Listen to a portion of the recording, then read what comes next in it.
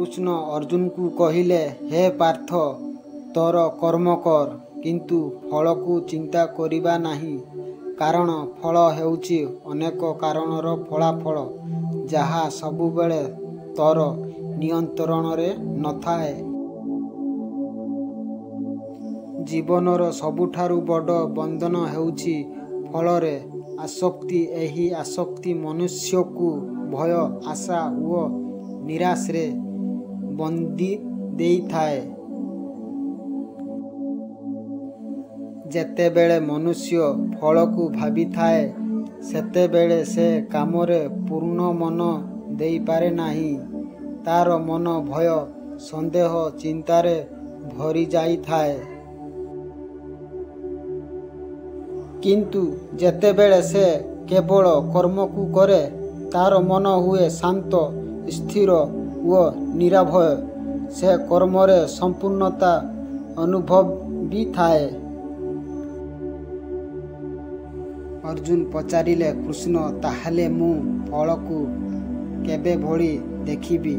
ମୋର ପ୍ରୟାସ ଫଳକୁ ମୁଁ ଗୁରୁତ୍ୱ ନ ଦିଏ କି? କୃଷ୍ଣ ହସିଲେ, ପାର୍ଥ, ଫଳ ହେଉଛି ତୋର କର୍ମର ସ୍ୱାଭାବିକ ପରିମାଣ, କିନ୍ତୁ ତୋର ନିୟନ୍ତ୍ରଣ କେବଳ କର୍ମରେ। ତମେ ଯଦି କର୍ମକୁ ଶ୍ରେଷ୍ଠ କର, ଫଳ ନିଜେ ଆସିବ। ଭାବ, ତମେ ଯେତେବେଳେ କ୍ଷେତରେ ଚାଷ କର, ପାଣି ଦେଉ, ସେଗୁଡ଼ିକ ହେଉଛି ତୋର କାମ। ସେଥିରେ ତମର ପୂର୍ଣ୍ଣ ଅଧିକାର ଅଛି। କିନ୍ତୁ ବର୍ଷା, ସୂର୍ଯ୍ୟର ତାପ, ପରିସ୍ଥିତି, ସେଗୁଡ଼ିକ ତୋର ହାତରେ ନୁହେଁ। ସେହିଟାକୁ ପ୍ରକୃତି, ସମୟ ଓ ମୁଁ ନିୟନ୍ତ୍ରଣ କରେ। ତମେ ନିଜ କର୍ମକୁ ଶ୍ରେଷ୍ଠ କର, ଫଳକୁ ମୋ ପାଖରେ ଛାଡ଼ିଦିଅ। ସେଇଟା ହିଁ ଭକ୍ତି, ସେଇଟା ହିଁ ଯୋଗ।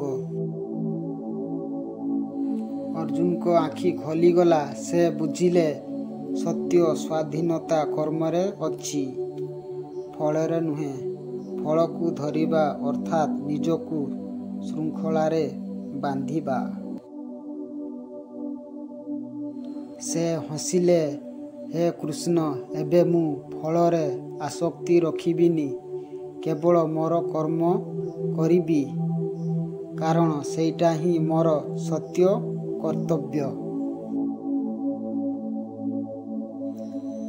କୃଷ୍ଣ କହିଲେ, ଠିକ୍ କହିଲୁ ପାର୍ଥ, ସେଇଟା ହିଁ ଯୋଗ, ସେଇଟା ହିଁ ଶାନ୍ତି।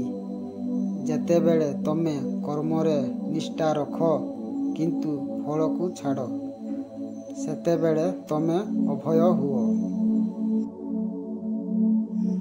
ଯେତେବେଳେ ମନୁଷ୍ୟ ଫଳକୁ ଛାଡ଼ି କର୍ମ କରେ, ସେ ସତ୍ୟ ସ୍ୱାଧୀନତାରେ ଅଛି। ସେତେବେଳେ ସେ କାମରେ ଆନନ୍ଦ ପାଏ, ମନରେ ଶାନ୍ତି ପାଏ। ଏହି ଶିକ୍ଷା ଅର୍ଜୁନ ନୂଆ ସାହସ, ନୂଆ ଶକ୍ତି ପାଇଲେ। ସେ ବୁଝିଲେ, ତାର କର୍ମ ହେଉଛି ଧର୍ମର ପାଳନ। ଜୀବନରେ ତୋର ନିୟନ୍ତ୍ରଣ କେବଳ କର୍ମରେ, ଫଳରେ ନୁହେଁ। ସେହିପାଇଁ ଫଳରେ ଆସକ୍ତି ଛାଡ଼ି କର୍ମରେ ନିଷ୍ଠା ରଖ। ଏହିଟା ହିଁ ସତ୍ୟ ଯୋଗ, ସତ୍ୟ ସ୍ୱାଧୀନତା।